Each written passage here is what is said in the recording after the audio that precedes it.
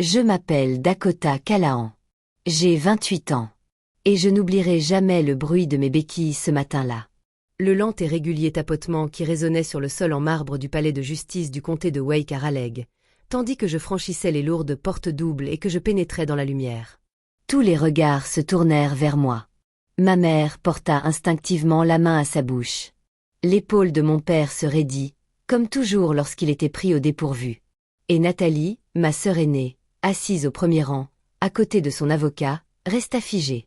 Ses lèvres s'entr'ouvrirent, mais aucun son n'en sortit. Elle avait passé des mois à se convaincre, et à convaincre tout le monde, que je ne franchirais jamais ses portes, que je resterais exactement là où elle m'avait laissée, brisée, silencieuse, oubliée sur un lit d'hôpital. Mais j'étais là, vivante, debout.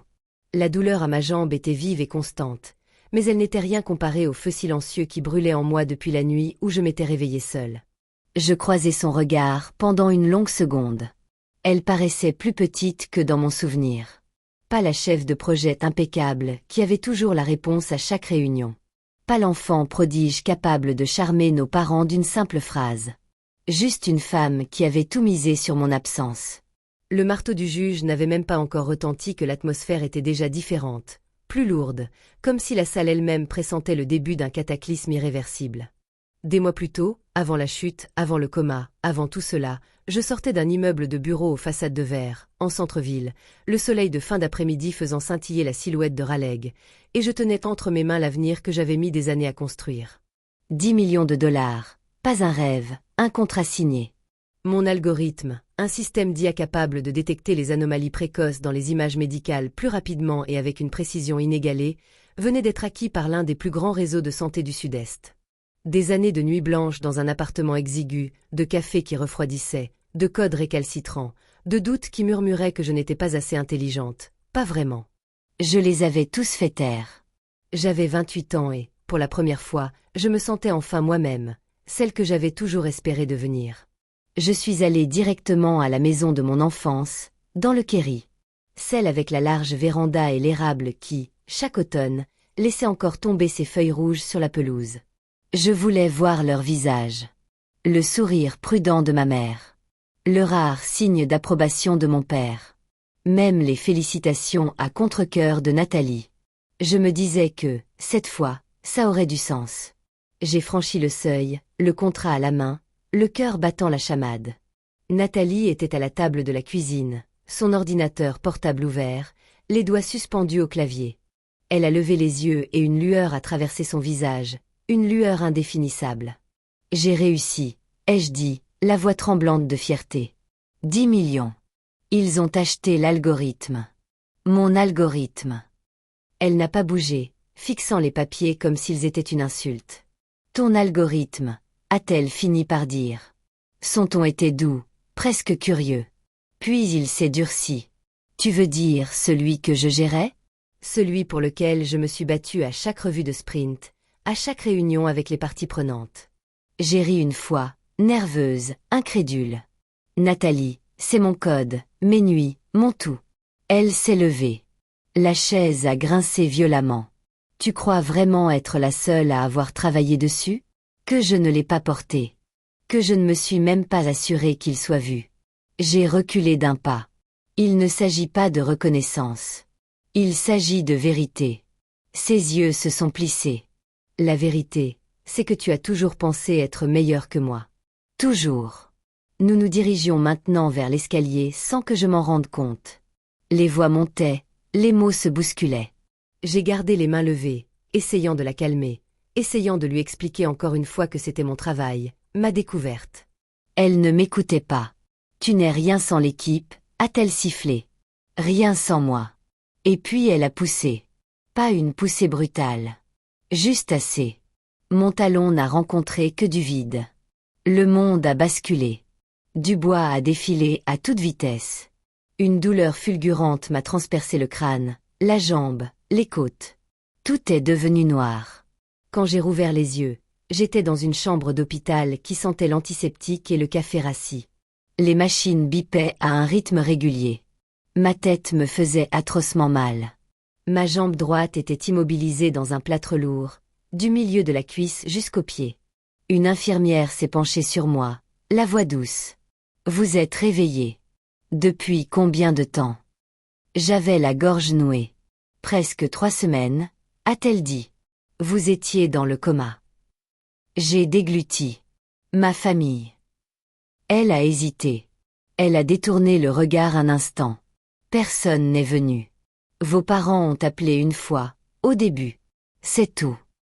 Ces mots m'ont frappé comme des pierres. J'ai fixé les dalles du plafond, comptant les petits points noirs du motif, essayant de comprendre. Ils n'étaient pas venus. Ni ma mère, qui veillait sur moi quand j'avais de la fièvre étant enfant. Ni mon père, qui m'avait appris à faire du vélo dans l'allée. Pas Nathalie, qui, quoi qu'elle fût, avait grandi dans la même maison, partageait le même sang. Ils m'avaient laissé ici. Et dans cette chambre d'hôpital silencieuse, les stores mi-clos pour filtrer la lumière de l'après-midi, quelque chose en moi changea. Pas de colère, pas encore. Juste une petite certitude froide. Ils pensaient que c'était la fin pour moi. Ils se trompaient. Les jours passés dans cette chambre d'hôpital se fondirent en une longue et sourde douleur. Le plâtre à ma jambe me pesait comme une encre. Les contusions sur mes côtes rendaient chaque respiration laborieuse. Mais la vraie douleur était plus simple, plus aiguë. La porte ne s'ouvrait jamais à quiconque portait le même nom de famille que moi. Je revoyais sans cesse la chute, non pas le choc de ma tête contre la marche, le craquement de ma jambe, mais le regard de Nathalie juste avant qu'elle ne me pousse. Ce n'était pas de la rage aveugle. C'était un calcul froid, comme si elle avait déjà décidé que je la gênais, et que les escaliers étaient juste pratiques. Jenna s'est glissée dans la chambre un après-midi, pendant la relève de l'infirmière. Ma meilleure amie depuis nos années d'université à NC State. Elle avait l'air de ne pas avoir dormi depuis des jours. Elle m'a serré délicatement dans ses bras, puis s'est assise sur la chaise en vinyle à côté du lit et a pris ma main. Au début, ils ne voulaient pas me laisser te voir, a-t-elle murmuré. Ils ont dit que c'était réservé à la famille. J'ai dû menacer d'appeler le médiateur. J'ai essayé de sourire. Ma lèvre fendue me faisait mal. Merci de t'être battue. Elle n'a pas souri en retour. Dakota, Nathalie est souvent au bureau. J'ai eu un haut le cœur. Qu'est-ce que tu veux dire? Elle raconte à tout le monde qu'elle prend les rênes du projet maintenant. Que comme tu es indisponible, il fallait bien que quelqu'un prenne le relais. Elle est déjà en réunion avec l'équipe des acquisitions, comme si l'algorithme était son idée depuis le début. La pièce semblait rétrécir. J'ai fixé les 4 lignes collées sur le dos de ma main, observant le liquide transparent s'écouler. C'est mon code. Ai-je dit plus pour moi-même que pour elle? Chaque ligne, chaque session de débogage à 3 heures du matin. Je sais, a dit Jenna en me serrant les doigts. Mais elle est douée pour ça. Elle a toujours su manipuler les gens pour qu'ils voient ce qu'elle voulait. Cette nuit-là, impossible de fermer l'œil. La lumière tamisée de l'hôpital projetait de longues ombres au plafond. Je repensais à toutes ces années passées dans l'ombre de Nathalie. Enfant, elle me prenait mes jouets et les proclamait siens. Nos parents riaient et appelaient ça du partage. Au lycée, j'ai remporté le premier prix du concours scientifique régional avec un projet sur les bases de l'apprentissage automatique. À la place, c'est l'aquarelle de Nathalie représentant le chalet familial qui a fini encadré dans le salon. Mon père a dit: l'art, c'est le cœur. Ma mère m'a dit que je devais être fière, mais ses yeux étaient rivés sur le ruban de Nathalie. Je m'étais persuadée que peu importait, que construire quelque chose de concret, quelque chose dont personne ne pourrait s'attribuer le mérite, prouverait enfin ma valeur. Et maintenant, elle s'appropriait ça aussi. Quelques jours plus tard, j'ai voulu accéder à mon application bancaire. L'écran s'est figé, puis un bandeau rouge est apparu. Compte bloqué, contactez l'établissement. Mon cœur battait la chamade. J'ai appelé la banque depuis le téléphone de chevet, à voix basse pour que les infirmières ne m'entendent pas. La personne au bout du fil était aimable mais ferme. Il y a une ordonnance de blocage du compte, madame. Elle fait état de doute quant à votre capacité actuelle à gérer vos finances. Capacité, ai-je répété. Je suis réveillée. Je suis là. Je suis désolée. L'ordonnance a été déposée la semaine dernière. Vous devrez faire une requête auprès du tribunal pour la lever. J'ai raccroché lentement. L'image de la visite de Nathalie m'est revenue en mémoire. Elle, debout au pied du lit, les bras croisés, un sourire narquois aux lèvres, Toujours en vie, hein? Tu freines tout le monde. Elle n'était pas venue seulement pour se réjouir de ma situation. Elle était venue s'assurer que je reste à l'écart. Plus tard dans la semaine, un homme en blazer bleu marine est entré, portant un porte-documents en cuir. Il s'est présenté comme Enzo, un avocat qu'un collègue du bureau avait discrètement engagé pour enquêter sur ma disparition. Il s'est assis à côté de moi, la voix basse et posée. J'ai vu des documents qui m'inquiètent. Des documents attestant de votre incapacité. Une requête pour la nomination d'un tuteur chargé de vos intérêts financiers, y compris les revenus de votre récent contrat. Votre signature y figure. Je fixai les papiers qu'il fit glisser sur la tablette. La signature ressemblait à la mienne, mais l'inclinaison des lettres était incorrecte. Trop soignée. Trop prudente. Je n'ai pas signé ça, dis-je. Je vous crois. Il croisa mon regard. Quelqu'un s'était donné beaucoup de mal pour faire croire le contraire. La pièce me parut plus froide.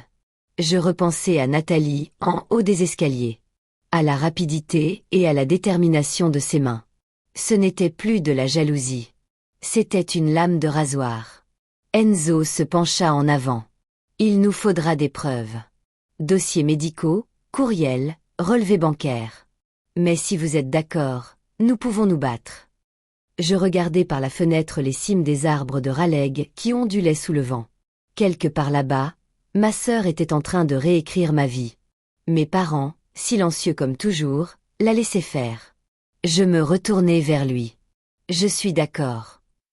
C'est à ce moment précis que le silence en moi s'est brisé. Non pas en cris, mais en quelque chose de plus sourd, de plus intense. Je n'allais pas disparaître. Pas cette fois. L'hôpital m'a renvoyé chez moi contre avis médical une semaine plus tard. Je ne pouvais plus rester dans cette chambre. Le bip, les murs nus, le rappel constant que personne n'était venu me chercher. Enzo m'a aidé à trouver un petit appartement meublé à la périphérie du centre-ville de Raleigh. Rien d'extraordinaire, juste un endroit lumineux avec vue sur les chênes de Hillsborough Street. J'y suis entrée en boitant avec mes béquilles. J'ai posé mon sac de voyage et je me suis assise longuement au bord du lit sans allumer la moindre lumière. Cette première nuit, vers minuit, le silence était assourdissant. J'ai fixé le ventilateur de plafond qui tournait lentement et j'ai laissé libre cours à ce que j'avais refoulé. Le chagrin, pas seulement pour le contrat ou la jambe cassée. Pour la famille que j'avais passé ma vie à essayer de construire. Pour la petite fille qui, un jour, croyait que si elle travaillait assez dur, si elle bâtissait quelque chose d'assez brillant, il finirait par la remarquer. Je me souviens de mes 9 ans, assise à la table de la cuisine avec mon projet de science. Un circuit simple qui faisait clignoter une lumière quand on applaudissait. J'y avais passé des semaines, épuisant les piles du garage. Quand je l'ai montré à mes parents, ma mère, tout en remuant le dîner, a levé les yeux et a dit « C'est joli, ma chérie ». Nathalie, 2 ans mon aînée, venait de gagner un concours d'art à l'école. Son tableau d'un coucher de soleil sur la rivière nous était déjà accroché dans le couloir. Mon père m'a tapoté l'épaule une fois. Continue. C'est tout. Le lendemain, le ruban de Nathalie avait sa propre étagère.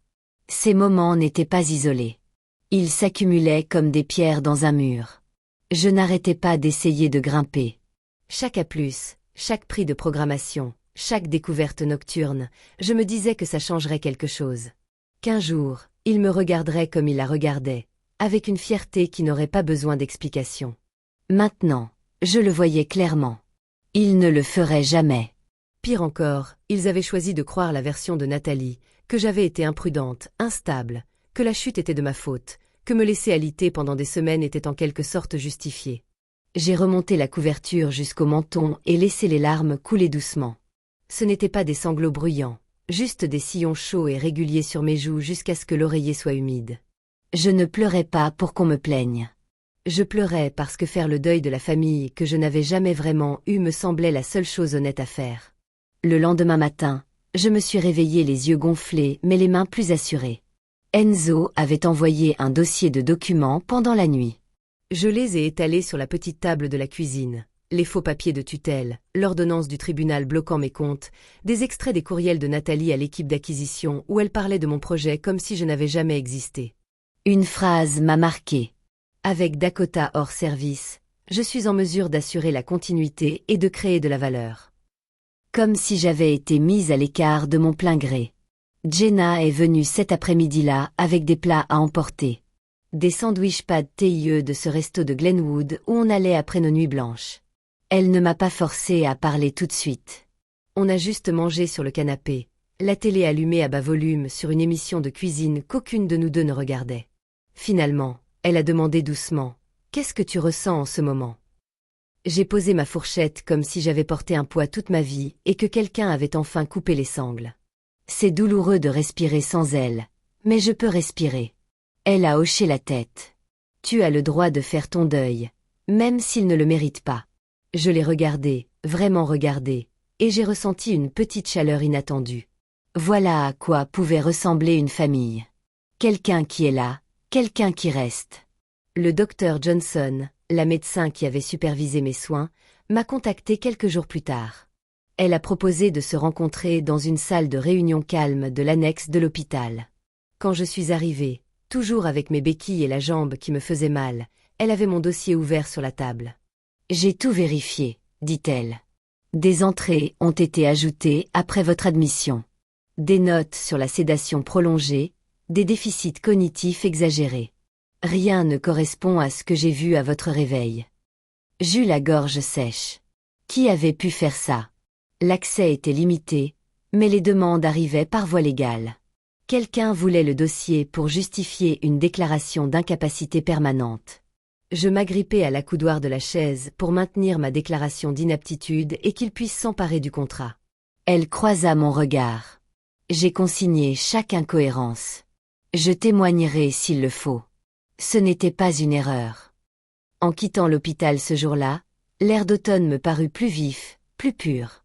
Je m'arrêtai sur un banc le long de la voie verte près de chez moi, celle où les promeneurs de chiens et les joggeurs passaient sans me remarquer. Assise, mes béquilles calées à côté de moi, je regardais les feuilles tomber sur le chemin.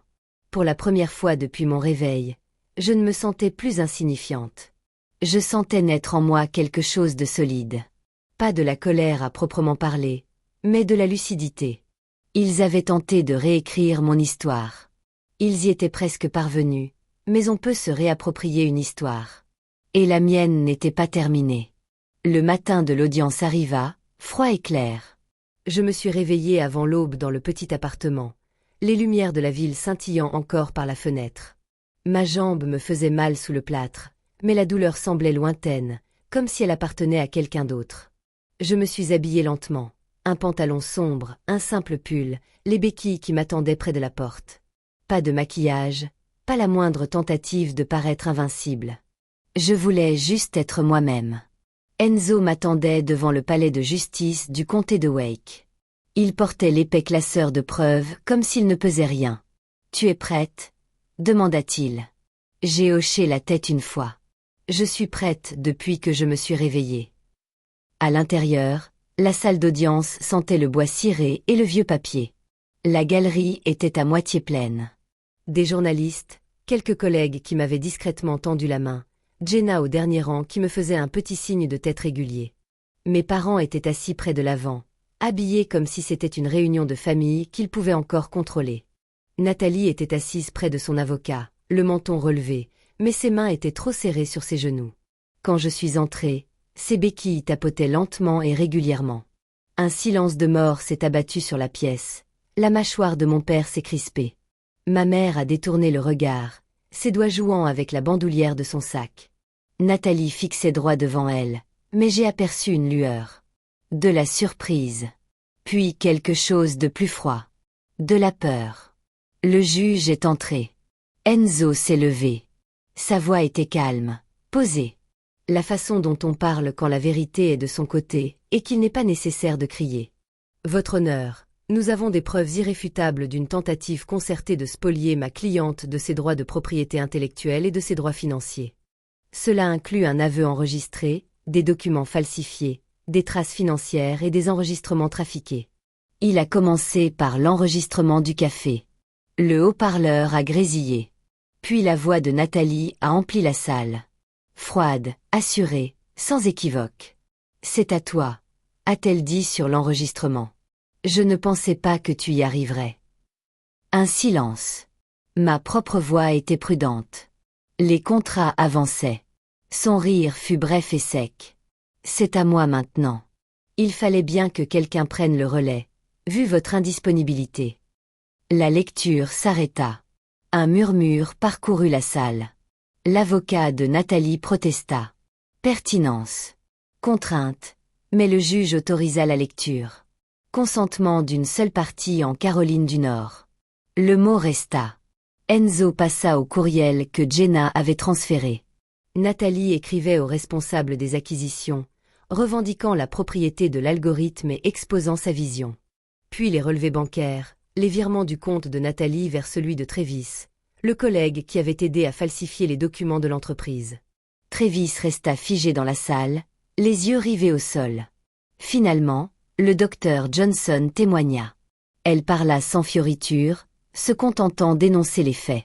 Les dossiers des patients avaient été modifiés après leur admission. Elle expliqua que des entrées avaient été ajoutées pour indiquer une sédation prolongée et des déficits irréversibles. Ces modifications ne correspondaient ni aux observations cliniques ni au rétablissement rapide des patients. Elles semblaient conçues pour étayer une conclusion d'incapacité. Elle brandit des graphiques imprimés, les incohérences surlignées en rouge. Le juge se pencha en avant. L'avocat de Nathalie tenta de répliquer. Nathalie se leva lorsqu'on l'appela. Sa voix commença forte. Je protégeais le projet. Dakota était instable après l'accident. J'ai agi dans l'intérêt de l'entreprise, mais mes arguments se sont érodés au fur et à mesure que les questions fusaient. Elle ne pouvait pas expliquer les virements, ni la signature falsifiée, ni pourquoi elle ne m'avait jamais rendu visite à l'hôpital. Travis prit la parole ensuite. Il bégaya. J'aidais simplement une collègue, je suivais ses instructions. Son regard ne croisa jamais le mien. Puis Enzo m'appela. Je me levai, appuyé sur mes béquilles, et fis face à la salle. Le micro me semblait trop près. Je pris une inspiration. J'ai construit cet algorithme pendant des années, dis-je, seul dans mon appartement, à le déboguer à l'aube, doutant de moi à chaque étape. Quand j'ai enfin eu quelque chose de concret, quelque chose qui pouvait aider les gens, je voulais le partager avec ma famille. Au lieu de cela, ma sœur m'a poussé dans les escaliers. Je me suis réveillée des semaines plus tard et j'ai découvert qu'ils m'avaient laissé là. Aucune visite, aucun appel, et puis ils ont essayé de me prendre ce qui m'appartenait. J'ai regardé mes parents. Les yeux de ma mère étaient humides, mais elle n'a rien dit. Mon père fixait ses mains. Il pensait que je resterais silencieuse.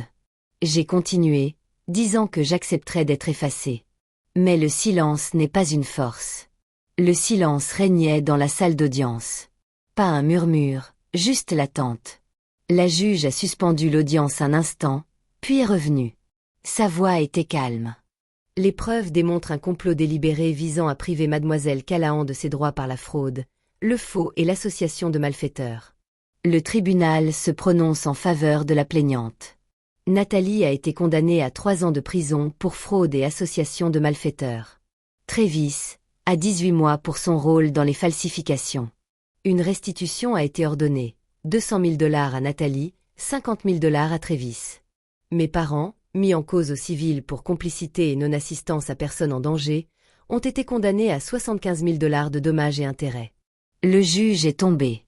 Je ne me suis pas retournée lorsqu'ils sont sortis. J'entendais le sanglot étouffé de ma mère, les pas lourds de mon père. Nathalie ne disait rien. Dehors, le soleil d'hiver était bas et pâle. Jenna attendait sur les marches. Elle ne me prit pas dans ses bras. Elle se contenta de rester près de moi tandis que je m'appuyais sur mes béquilles et respirais. « C'est fini, dit-elle. »« Non, lui répondis-je. Ça commence. » Les marches du palais de justice étaient glissantes à cause du givre de début janvier quand je suis enfin sortie. Le ciel au-dessus de Raleigh était d'un bleu hivernal pâle, suffisamment clair pour qu'on puisse distinguer au loin la silhouette des bâtiments du parc du Triangle de la Recherche. Je m'arrêtai en haut, les béquilles bien ancrées au sol, et laissai l'air froid emplir mes poumons. Jenna se tenait à quelques pas, les mains dans les poches de son manteau, attendant sans me presser. Je ne ressentais pas de triomphe, pas comme on imagine la victoire. Il n'y avait pas d'explosion de joie, pas d'envie de crier, juste un calme plat, comme la poussière après une longue tempête. À l'intérieur, les verdicts étaient tombés. 3 ans pour Nathalie, 18 mois pour Travis. Des dédommagements qui arriveraient lentement mais sûrement. La condamnation civile de mes parents, 75 000 $, allait peser davantage sur leur retraite que sur leur fierté, même si je soupçonnais que cette dernière les blessait plus profondément. Ils avaient quitté le tribunal en silence. Les épaules de ma mère voûtées, le visage de mon père impassible, presque empreint de regret. Presque. Je n'ai pas attendu pour le savoir. J'ai tourné le dos à l'immeuble et j'ai commencé à descendre les marches. Un pas après l'autre. Jenna m'a rejointe. « Ça va ?» a-t-elle demandé. J'y ai réfléchi. Je suis là. C'est suffisant pour aujourd'hui. Nous n'avons pas beaucoup parlé pendant le trajet du retour. Elle m'a déposé à l'appartement, m'a serré dans ses bras une fois, brièvement, fermement, puis m'a laissé au silence. Ce soir-là, je me suis assise sur le petit balcon qui surplombait les lumières de la ville. J'avais encore le plâtre, lourd et encombrant, mais le médecin avait dit qu'on me l'enlèverait dans quelques semaines. J'ai enroulé une couverture autour de mes épaules et j'ai laissé le vent porter le faible bruit de la circulation en contrebas. Pour la première fois depuis des mois, le silence ne ressemblait plus à un abandon. C'était un espace. De l'espace pour respirer. De l'espace pour décider qui je voulais être, sans l'ombre de personne. J'avais déjà commencé les démarches pour une petite fondation. Rien de grandiose, juste une association à but non lucratif ici à Raleigh pour fournir une aide juridique et un soutien à court terme aux personnes fuyant la trahison ou les violences familiales. J'avais réservé un demi-million de dollars provenant du contrat. La première réunion du conseil d'administration était prévue pour le mois prochain. J'avais déjà parlé à quelques survivants, des femmes, et surtout quelques hommes, qui m'avaient raconté des histoires qui faisaient écho à la mienne, me serrant le cœur. Les entendre n'effaçait pas ce qui s'était passé.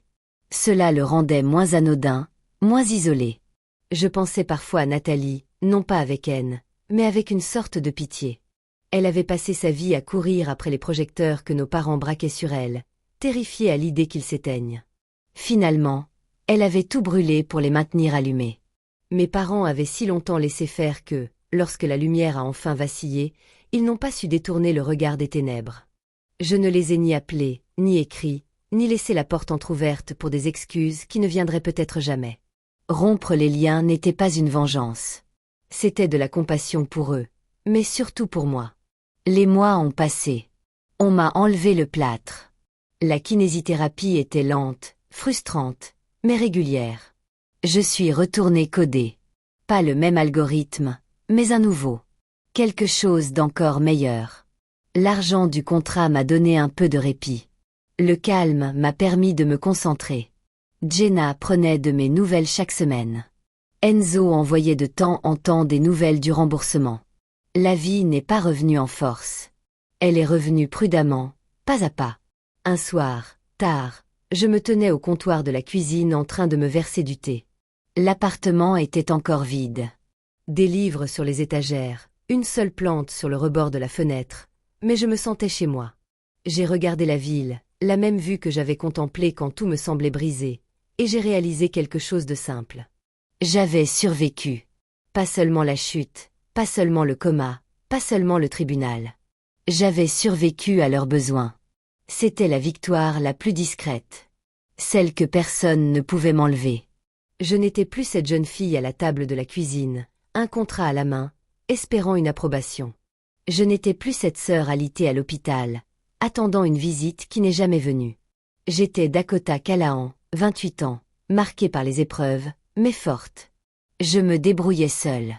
Parfois, les blessures les plus profondes ne guérissent pas avec une cicatrice qui disparaît. Elles guérissent avec une cicatrice qui vous rappelle la force de la peau qui se cachait en dessous. Merci de m'avoir accompagnée sur ce chemin. Chaque histoire nous rappelle que la force se dissimule souvent derrière le chagrin. Si celle-ci vous a touché, restez avec nous. Chaque histoire révèle une nouvelle vérité du cœur humain. N'oubliez pas d'aimer, de vous abonner et de partager pour que d'autres histoires comme celle-ci puissent atteindre ceux qui en ont le plus besoin.